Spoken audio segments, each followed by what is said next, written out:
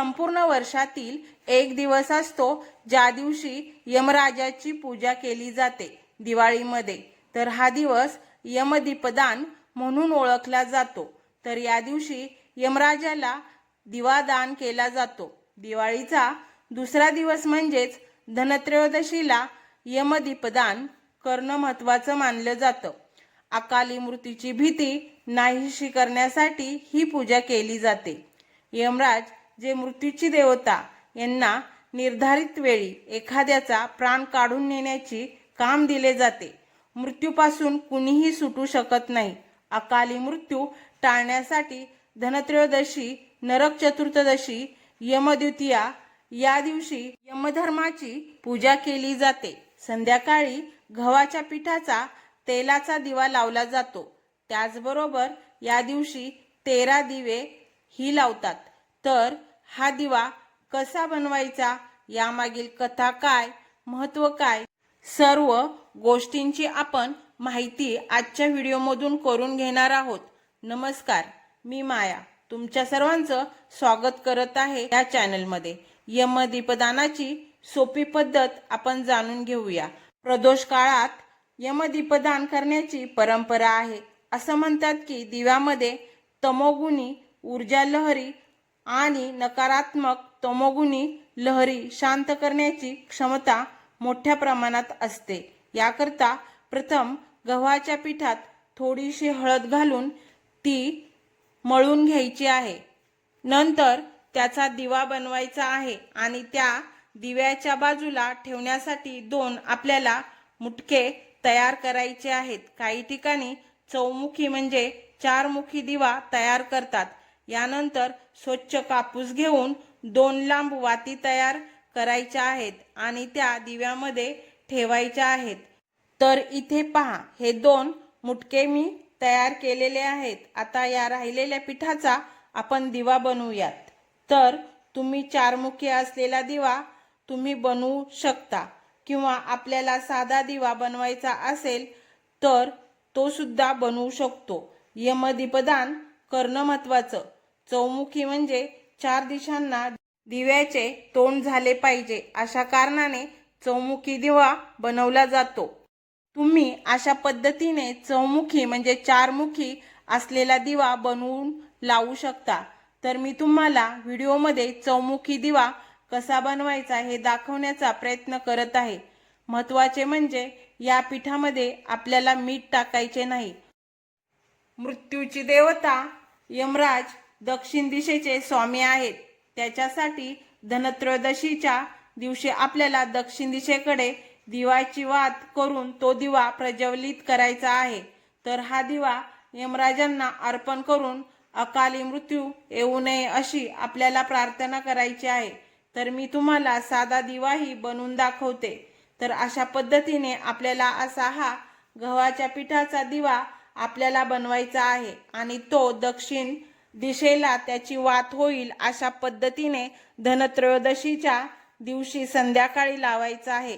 धनत्रयोदशीची पूजा ही संध्याकाळात केली जाते। अशा परिस्थितीमध्ये 29 ऑक्टोबर रोजी पूजेचा शुभ मुहूर्त संध्याकाळी 6:31 पासून 8:13 पर्यंत असणार आहे।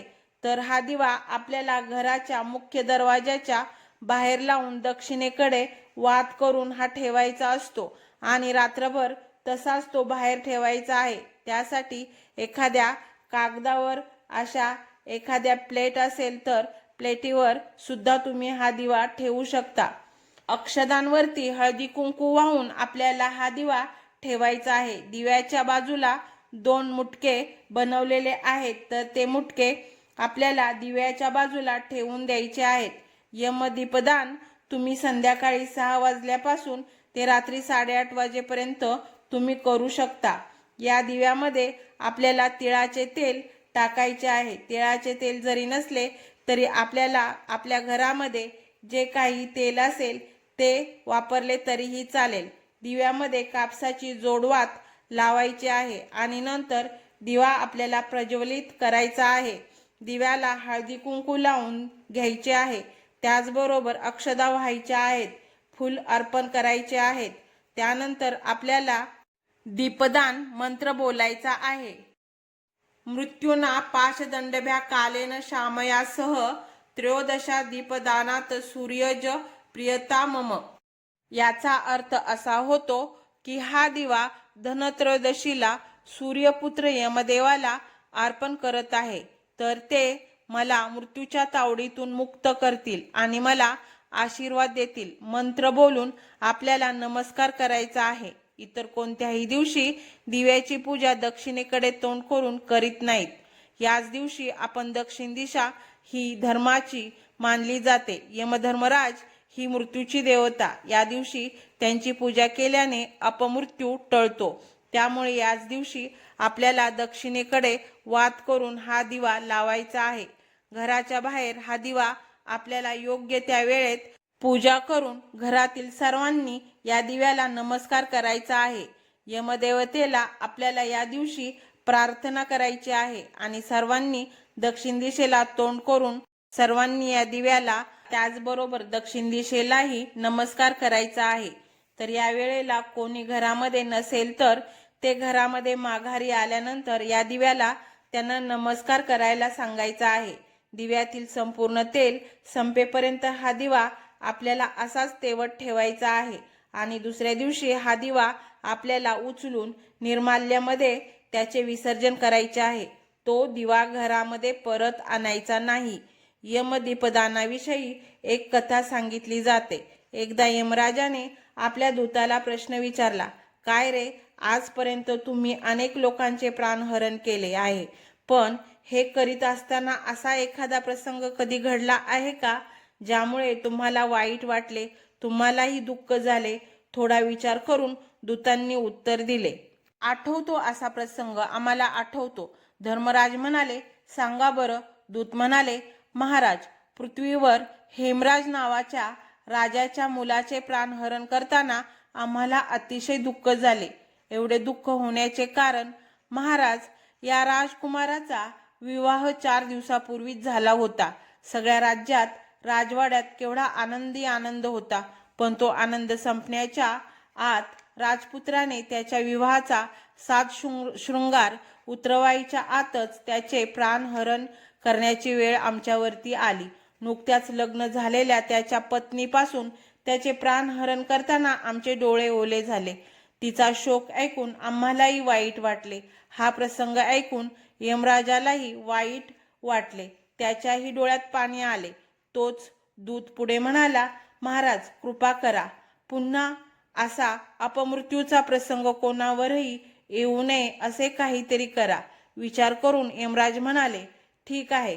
जे लोक त्रयोदशीला मला दीपदान देतील आणि आजपासून पुढे 5 दिवस दीपोत्सव साजरा करतील, त्यांच्यावर असा अपमृत्यूचा प्रसंग येणार नाही.